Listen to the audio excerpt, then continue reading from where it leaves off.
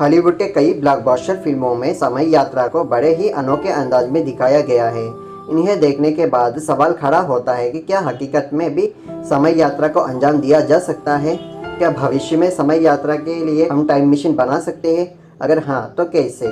समय यात्रा की अवधारणा लंबे समय से भौतिक वैज्ञानिकों के साथ साथ सामान्य लोगों को भी रोमांचित करते आई है। मशहूर वैज्ञानिक अल्बर्ट आइंस्टाइन ने सन 1905 में सापेक्षतावाद का सिद्धांत दिया था। इस सिद्धांत में उन्होंने यह बताया था कि ब्रह्मांड में टाइम और स्पेस चादर के रूप में एक दूसरे के साथ जुड़े हुए हैं। गुरुत्वाकर्षण के बल के प्रभाव में आकर ये चादर नीचे मुड़ती है, जिसके चलते समय रेखा में एक बदलाव देखने को मिलता है। आधुनिक वैज्ञानिकों ने इस सिद्धांत के आधार पर समय यात्रा करने के कई तरीकों को खोजा है, जिनका इस्तेमाल करके हम समय में यात्रा कर सकते हैं। आइए जानते हैं। पहले वार्म होल। कई वैज्ञानिकों का कहना है कि वार्म होल के जरिए समय यात्रा की जा सकती है।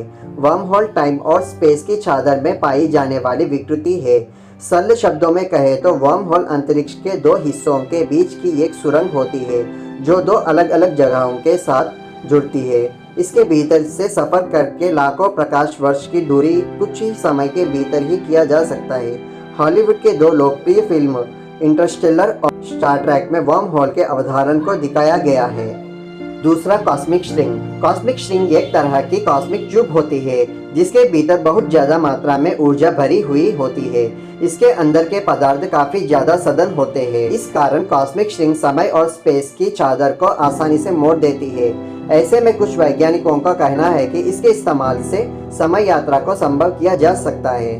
तीसरा, ब्लैक होल।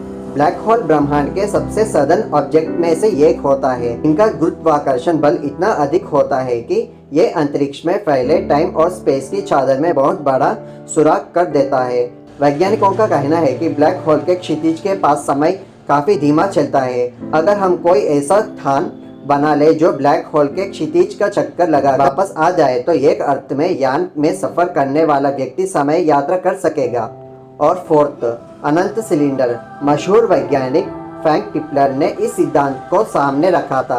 उनका कहना था कि अगर हम सूर्य के 10 गुना ज्यादा वजन के किसी पदार्थ को अरबों खरबों बार लपेटकर एक लंबी व सघन सिलेंडर में बदलकर उसे काफी तेजी घुमाए, तो इसके जरिए हम समय यात्रा कर सकेंगे। इस सिद्धांत के मुताबिक सिलेंडर का आकार असीमित या कहे अनंत होना जरूरी है। सैद्धांतिक स्तर पर यह बल ही ठीक है, प्रायोगिक स्तर पर यह असंभव है।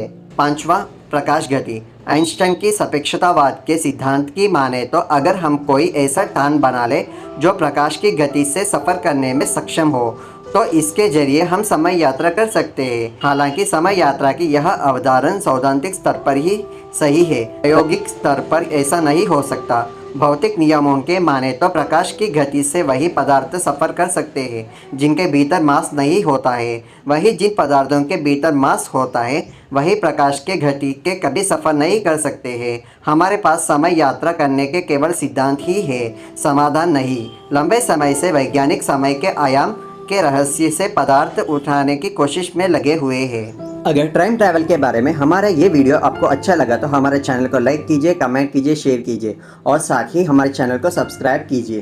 Thank you.